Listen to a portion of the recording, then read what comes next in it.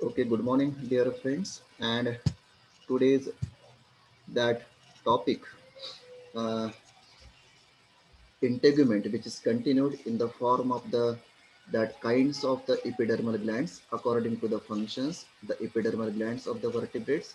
These are the following types. कुठले कुठले types आहेत हे आपल्याला माहिती आहे.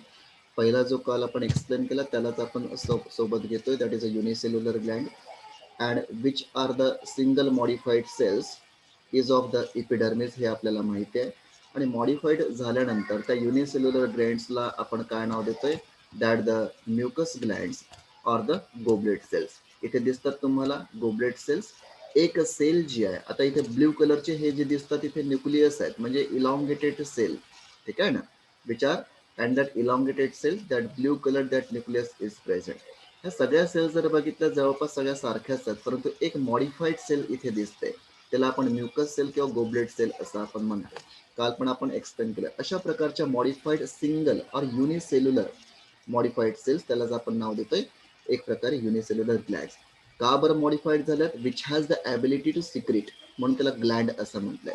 कुठल्या ॲनिमल्समध्ये हे अशा पद्धतीच्या युनिसेल्युलर ग्लँड्स प्रेझेंट दिसतात आपल्याला? In case of the amphioxus, cyclostomes, fishes, larvae of the amphibians. ठीक आहे. आणि एक प्रकारे ते सिक्रेट करत असतात म्युकस, आणि तो म्युकस जे सिक्रेशन जे आहे त्याच्यामध्ये प्रोटीन आहे म्युसिन, आणि म्हणून त्याला नाव देतो आपण म्युकस. लोअर या खालच्या बाजूला एक युनिसेल्युलर ग्लँड दिसते. ठीक आहे, ही गोबलेड सेल आहे एक प्रकारे. And at the upper side a small that sac-like structure or the pouch-like structure is present, and inside that pouch, what present? The mucus is present. It means that unicellular gland which has the ability to secrete the mucus, and the mucus एक body सरफेसच्या वर राहते, which lubricate the surface of the body. हे त्याचं महत्वाचं function असेल. Okay. After the unicellular Gland, multicellular Gland. दोन प्रकारच्या multicellular glands present असतात ॲनिमल्समध्ये. कुठली तर एक आहे ट्युब्युलर आणि दुसरी जी आहे अल्व्हिओलर. ते आपण बघणार आहोत स्टेप बाय स्टेप. पहिली जी आहे ट्युब्युलर. ट्युब्युलर म्हणजे नावच त्याचं ट्यूब लाईक. ट्यूब म्हणजे जे या पहिल्या डायग्राममध्ये तुम्हाला दिसते, दिस इज अ ट्यूब लाईक. आता कुठलीही ग्लँड जर म्हटली तर इथे दोन कलर दिसतात तुम्हाला. एक आहे पिंक कलर आणि हा येलोइश किंवा येलोइश कलर आपल्याला दिसतोय. आणि मल्टीसेल्युलर याचाच अर्थ असा की number of the cells which are involve to form the gland, त्यालाच आपण नाव देतो मल्टीसेल्युलर ग्लँड. मग यामध्ये ट्युब्युलर ग्लँड का बरं म्हटलं गेलंय? Which looks likes to the tube here. ठीक आहे. They are multicellular tubes form as in growths of the Malpighian layer into the dermis. Malpighian layer into the dermis म्हणजे कोणाची layer आहे माल्पिजियन layer? कोण सांगू शकतो तुमच्यापैकी? Yes, what is the Malpighian layer? Anyone? Malpighian layer जी continuous divide होते living layer of the epidermis. सगळ्यात पहिली layer basal layer above the basement membrane. नाही माहिती? Okay, that name is the stratum basal or stratum germinativum or also known as the Malpighian layer. ही एकमेव layer आहे त्या पाच इपिडर्मल लेअर पैकी which is a living layer. आणि त्याची ॲबिलिटी काय? They R continuous divide. आणि ती माल्पिजियन लेअर कंटिन्युअस डिव्हाइड झाल्यामुळे काय होतंय? एक एक्सटेन्शन दिसतंय आपल्याला in the form of the tube. आणि हा जो पार्ट जो दिसतोय that is a dermal layer. ठीक आहे ना, इथपासनं जो दिसतोय दॅट इज अ डर्मिस. आणि या डर्मिसमध्ये ती काय होते? एक प्रकारे ingrowth or enter or penetrate into the dermal layer. कोण? दॅट मल्टीसेल्युलर ट्युब्युलर ग्लँड असं आपण म्हणतो. ओके.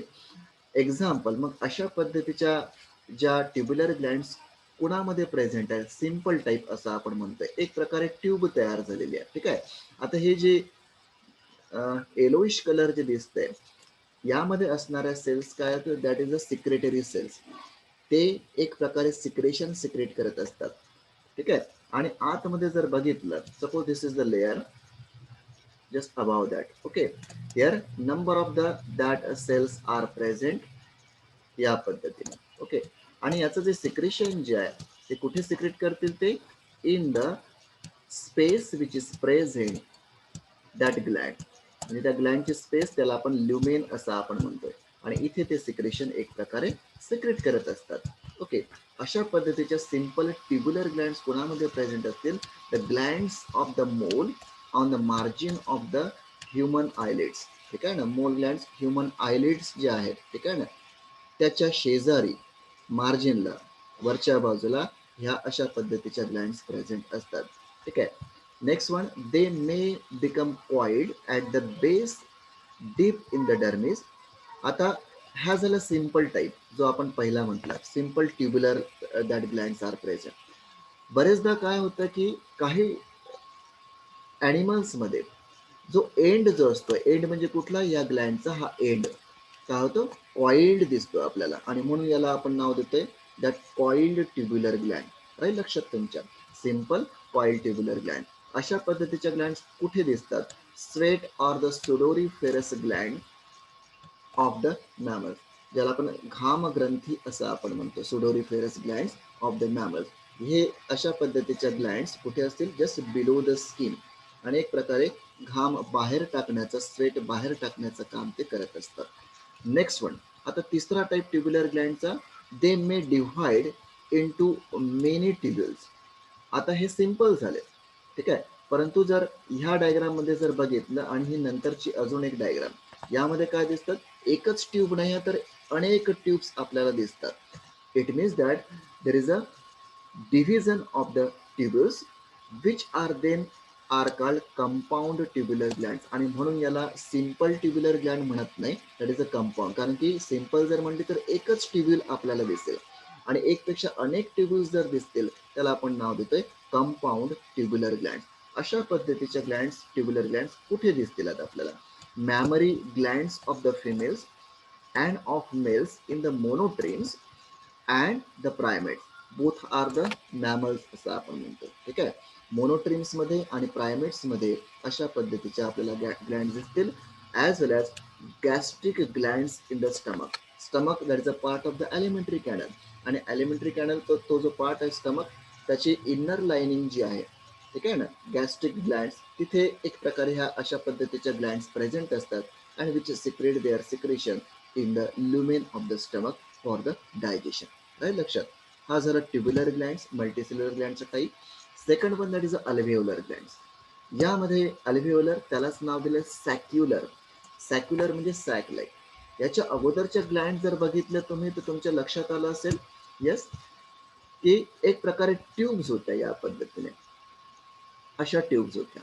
याचा एंड जर बघितला तर ट्यूब सारखा आहे, परंतु इथे जर बघितलं तर तो पूर्णपणे सॅक सारखा दिसतोय. हा डिफरन्स दोघांमध्ये आहे, आणि म्हणून त्याला नाव देतो आपण alveolar or the saccular, sac like gland. They are multicellular down growth of the Malpighian layer into the dermis.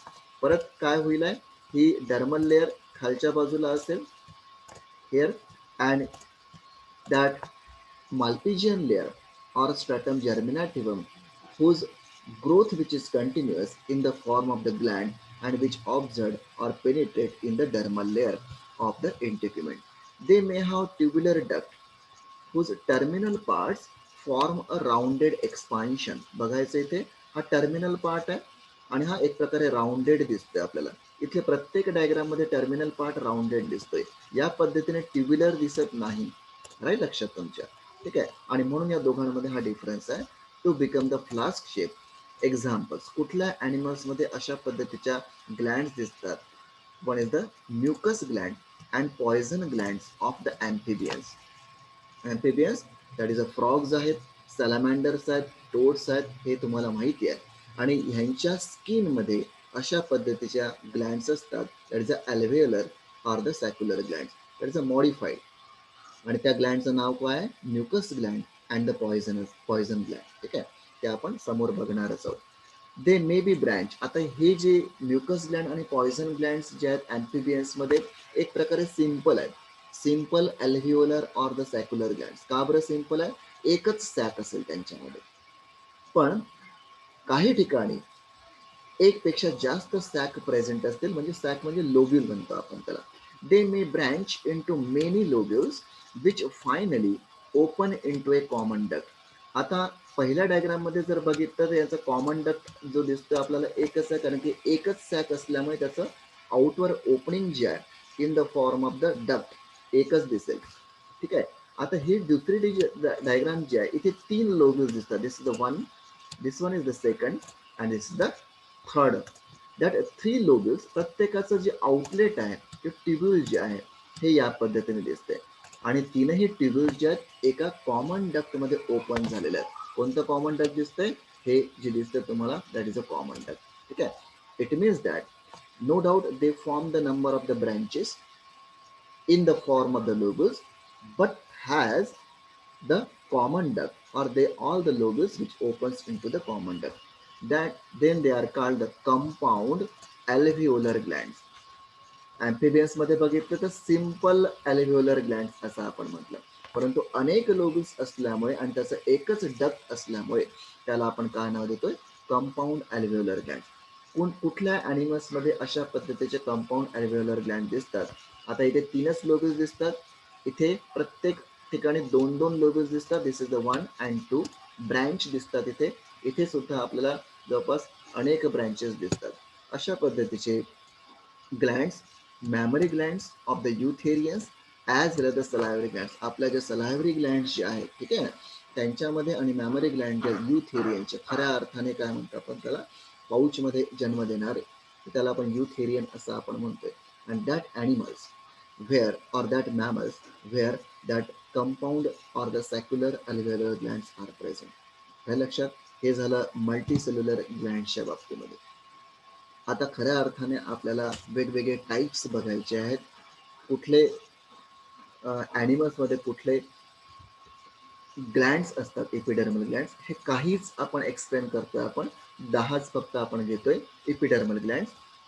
त्यामध्ये म्युकस ग्लँड्स आहेत, पॉयझन ग्लँड्स आहेत, femoral glands, uropygial gland, sweat gland, sebaceous gland, scent gland, luminescent organ or the photophores, mammary glands आणि preputial Gland. असे हे काहीच आपण example च्या रूपामध्ये घेतोय ग्लँड्स, जे वेगवेगळ्या ॲनिमल्समध्ये अशा पद्धतीच्या ग्लँड्स असतात. आपल्याही बॉडीशी रिलेटेड जर असतील तर आपल्या बॉडीशी रिलेटेड कुठल्या ग्लँड्स असतील तर स्वेट ग्लँड दिसतंय, सेबॅसियस ग्लँड आहे, सेंट ग्लँड आहे, मॅमरी ग्लँड्स आहेत, प्रेपिच्युअल ग्लँड आहे. ठीक आहे. परंतु सुरुवातीचे जे ॲनिमल्स आहेत जे पाण्यामध्ये असतात त्यांच्यामध्ये म्युकस ग्लँड असेल, काही ठिकाणी पॉयझन ग्लँड असेल, जे टेरेस्ट्रियल ॲनिमल्स आहेत त्यांच्यामध्ये फ्युमोरल ग्लँड असेल. हे सगळे स्टेप बाय स्टेप आपल्याला बघायचे आहे. एक जो एक्झाम्पल इथे आहे की ल्युमिनेसेंट ऑर्गन ऑर द फोटोफोर्स.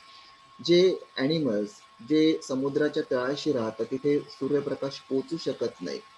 आता लाईट नसल्यामुळे पूर्ण अंधारच अंधार असेल आणि फूड ट्रॅप करण्यासाठी त्यांना स्पेशल मॉडिफाईड ऑर्गन्स जे आहेत ते तिथे त्यांच्याकडे असतात. That is a modified organs. का बरं म्हणतोय? That is a part of the epidermis. ठीक आहे ना. काही ग्लँड्स किंवा ऑर्गन्स आहेत मॉडिफाईड आणि ते लाईट ग्लो करत असतात एक प्रकार. त्याला आपण कोल्ड लाईट असं आपण म्हणतोय. आणि तो लाईट ग्लो केल्यामुळे इतर जे ॲनिमल्स आहेत छोटे जे भक्षक आहेत ते एक प्रकारे ते प्रे जे आहेत ते तिथपर्यंत येतात आणि इझिली ते कॅन कॅप्चर हिअर. अशा पद्धतीचे वेगवेगळे पॅटर्न्स आपल्याला स्टेप बाय स्टेप बघायचे. त्यामधला पहिला जो आहे तो आपल्याला बघायचा आहे, that mucus Gland. That mucus Gland they may B unicellular or the multicellular. मग अशीच आपण म्हटलं की युनिसेल्युलर नेमकं काय असेल तर modified is of the single cell. Multicellular अनेक cells, that group of the cells they are modified in the form of the gland. ठीक आहे ना. The unicellular glands are the mucous cells, granular cells of the amphioxus, cyclostomes आणि fishes. हे तीनही group जे आहेत ॲनिमल्सचे यांच्यामध्ये हे खास करून कुठे राहतात? ॲक्वॅटिक ॲनिमल्स आहेत हे. And in that aquatic animals that unicellular glands are present. They are numerous. ठीक आहे ना. जस्ट स्किनच्या किंवा इपिडर्मल लेअरमध्ये प्रेझेंट असतात आणि खूप छोटे छोटे असतात. They are small in size but are numerous or whose number is high. That mucus glands and granular cells which lie near the surface. Near the surface म्हणजे इंटेग्युमेंट जो आहे जस्ट त्याच्या लोअर साईडला ते ग्लँड्स प्रेझेंट असतात. They secrete the mucus. त्याला mucus का बरं म्हटलंय? Because it contains the protein that name is a mucin आणि म्हणून त्याला म्युकस म्हटलंय. Which keeps the skin moist, हे त्याचं महत्वाचं फंक्शन आहे. दे आर ॲक्वॅटिक आणि स्किन मॉइस्ट ठेवण्यासाठी. त्यासोबतच वॉटर बॉडीजमध्ये फ्रिक्शन होऊ नये किंवा त्याचं घर्षण जे आहे त्याची ते एक प्रकारे त्याचा इम्पॅक्ट होऊ नये, इंजुरी बॉडीला होऊ नये, आणि म्हणून ते म्युकस ग्लँड्स प्रेझेंट असतात and has the ability to secrete the mucus and the body becomes slippery. Slippery म्हणजे एखाद्या ॲनिमलने जर तो ॲनिमल कॅप्चर केला असेल अँफिऑक्सिस, अशा वेळेस किंवा ड्रिल करून ते ॲनिमल्स बॉटमला राहतात, अशा वेळेस त्यांच्या बॉडीला इजा पोहोचू नये म्हणून एक प्रकारे आउटर लेअर जी असते, outer surface of the body which is slippery and also affords protection and also afford protection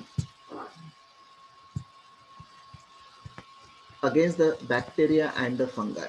एक प्रकारे प्रोटेक्शन सुद्धा देण्याचं काम कोण करत असे, that mucus secreted by the unicellular glands present in that aquatic animals. दुसरा जो ग्रुप आहे म्युकस ग्लँडचा, दे आर द मल्टीसेल्युलर. ठीक आहे. Are alveolar found in the some of the fishes आणि ॲम्फिबियन. थोडंसं ॲडव्हान्सकडे वळतं. आतापर्यंत आपण ॲम्फिऑक्सिस, सायक्लोस्टोम्स आणि फिशेसच्या बाबतीमध्ये that unicellular glands is of the mucus glands which are present. Okay. आता काही फिशेस आणि ॲम्फिबियन्समध्ये आपल्याला म्युकस ग्लँड दिसतात and that glands are the multicellular gland. कोणत्या कोणत्या मल्टीसेल्युलर ग्लँड्स आहेत ते आपण बघतोय. That multicellular glands, especially the mucus gland, they occur all over the surface of the body and produce mucus for lubricating the skin. Skin एक प्रकारे lubrication जास्त महत्वाचं आहे. म्हणजे लुब्रिकेशन म्हणजे स्किन मॉइस्ट ठेवणे, आणि मॉइस्ट ठेवल्यामुळे काय होईल, सूर्यप्रकाश जो पडणार आहे त्याच्याने त्या स्किनला, कारण की skin which is very thin, अतिशय पातळ असतं, थिन असतं, त्याच्यामुळे स्किनवर इजा होणे महत्वाचं आहे, due to which the skin becomes moist. ठीक आहे. And in amphibians they keep the skin moist to help in respiration. म्हणजे एक प्रकारे मॉइस्ट ठेवण्याचं काम, स्किन मॉइस्ट ठेवण्याचं काम कोण करते, म्युकस ग्लँड करत असतात. प्रोटेक्शन तर आहेच आहे एक प्रकारे from the micro organisms in the form of the bacteria and the फंगाय. त्यासोबतच जे ॲम्फिबियन्स आहेत they can respire with the help of the skin through respiration होते, त्यालाच आपण क्युटॅनियस रेस्पिरेशन असं आपण म्हणतोय. म्हणून इथे रेस्पिरेशन कशात थ्रू होतं, तर with the help of the skin, आणि अशा वेळेस ह्या म्युकस ग्लँड जास्त महत्वाचे आहेत. ठीक आहे. तर हे पहिली जी डायग्राम जी दिसते तुम्हाला, गोबलेट सेल्स म्हणजे म्युकस ग्लँड असं आपण म्हणतोय, ही आहे युनिसेल्युलर. आणि दुसरी जी डायग्राम जी दिसते ही आहे मल्टीसेल्युलर. अनेक cells they are modified and to form the gland. आणि आतमध्ये जे दिसेल तो जो आहे सिक्रेटरी पोर्शन, किंवा इथे जे दिसतंय सिक्रेशन तुम्हाला दिसतंय. राईट, लक्षात तुमच्या. This is the mucus gland. Second one that is a poison gland. तर पॉयझन ग्लँड हे आपल्याला माहिती आहे. ठीक आहे. कुठल्या ॲनिमल्समध्ये पॉयझन ग्लँड असतात ते आपण बघणार आहोत. Many fishes and amphibians have alveolar poison gland. आता नाव दिलं ॲल्व्हिओलर पॉयझन ग्लँड, याचाच अर्थ असा आहे they are the multicellular Gland. Okay.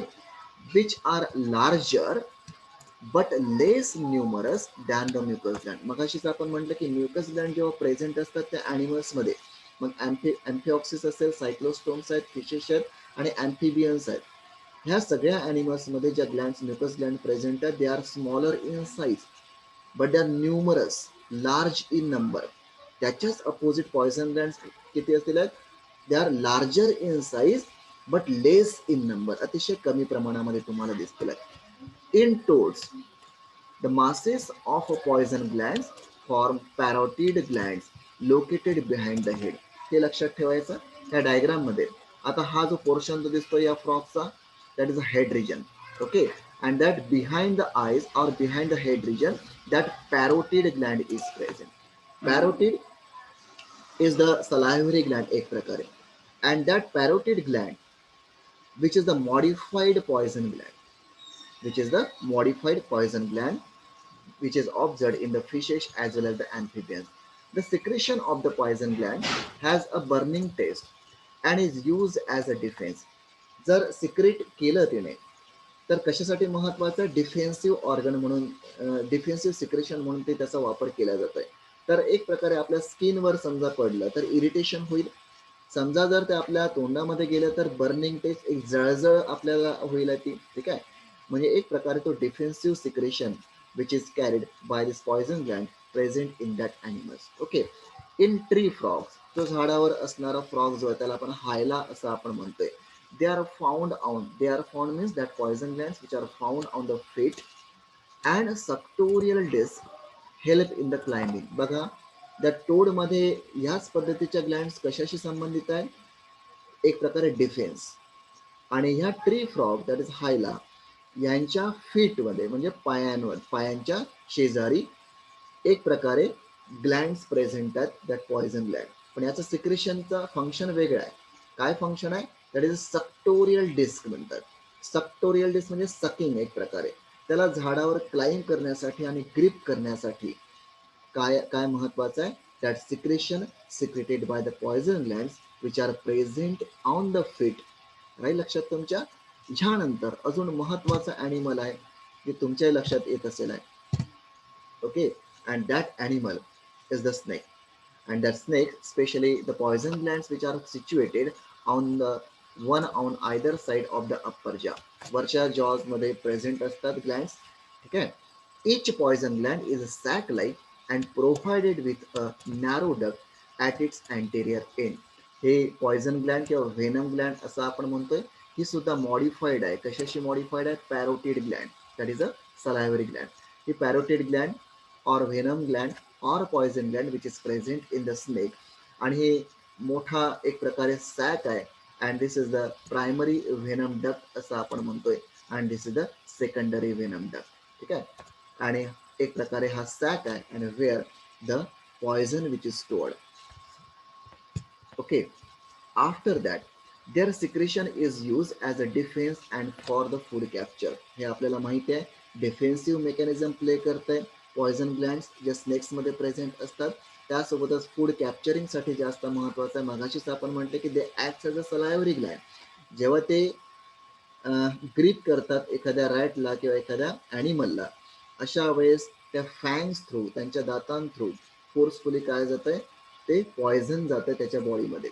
आणि त्याच्या काही कालांतराने तो अर्धमेला होतं, त्याची डेथ होत नाही, ठीक आहे ना. आणि नंतर तो हळुवारपणे ॲनिमल जो आहे, तो स्नेक जो आहे तो खातोय किंवा गिळंकृत करतोय एक प्रकारे. म्हणजे एक्सटर्नल डायजेशन असं आपण म्हणतो, ठीक आहे ना. एक प्रकारे त्याला डायजेस्ट करण्यासाठी त्याने ते पॉयझन सिक्रेट करून त्याच्या बॉडीमध्ये रिलीज केलेलं आहे. म्हणजे तिथेच डायजेशन प्रोसेस सुरुवात झाली, हे महत्वाचं आहे. हे लक्षात. ही झाली पॉयझन ग्लँड. त्याच्यानंतर तिसरी ग्लँड जी आहे ती आपण बघतोय, that name is a femoral Gland. आता फिमर हे जास्त महत्वाचं आहे. फिमर म्हणजे काय, तर दॅट इज अ पार्ट कशाशी रिलेटेड आहे, तर स्केलेटल सिस्टीमचा पार्ट आहे. आपले हँड्स आहेत, हँड्सचे जे बोन्स आहेत, ठीक आहे ना, त्याचे नाव काय, तर ह्युमरस. त्याच्यानंतर हा झाला humerus, radius ulna, wrist bone, phalanges आपल्याला माहिती आहे, ठीक आहे.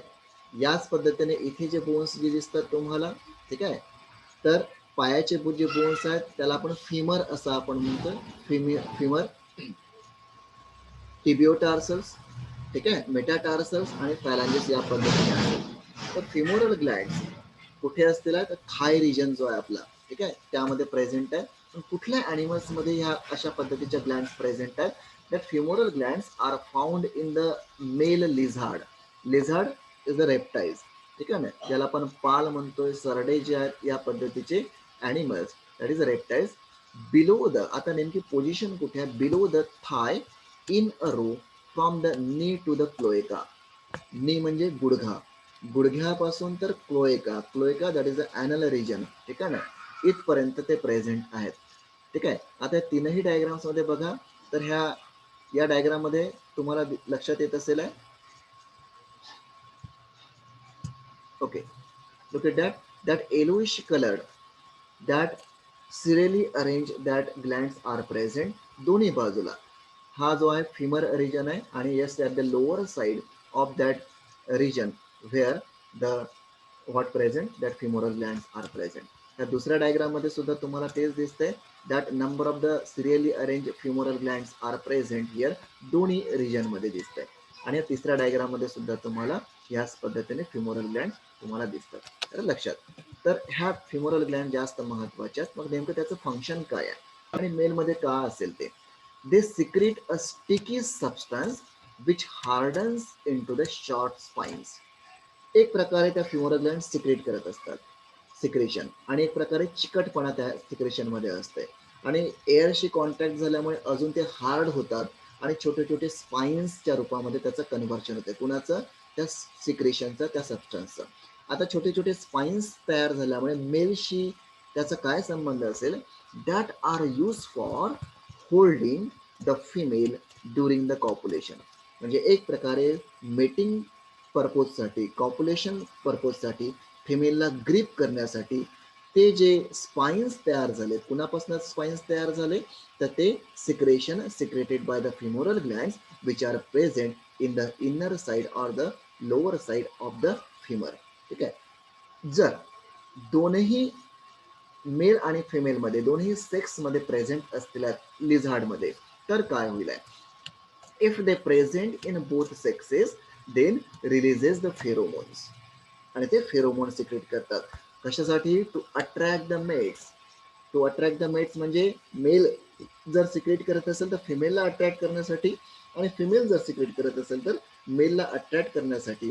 दॅट इज अ मेटिंग बिहेवियरसाठी फिमोरल ग्लॅन्ड तेवढ्याच महत्वाच्या. Or mark the territory. प्रत्येकाची आपली आपली सीमा असते, आपली बॉर्डर असते, आणि त्या बॉर्डरच्या आतमध्ये समजा कोणी आला तर एक प्रकारे काय म्हणतात, एक प्रकारे डिफेन्सिव्ह मेकॅनिझम तिथे प्ले केला जातो. तर इथे सुद्धा एक प्रकारे मार्किंग करण्याचं काम कोण करतंय? तर फिमोरल ग्लॅन्ड सिक्रेशन करत असतात. लक्षात?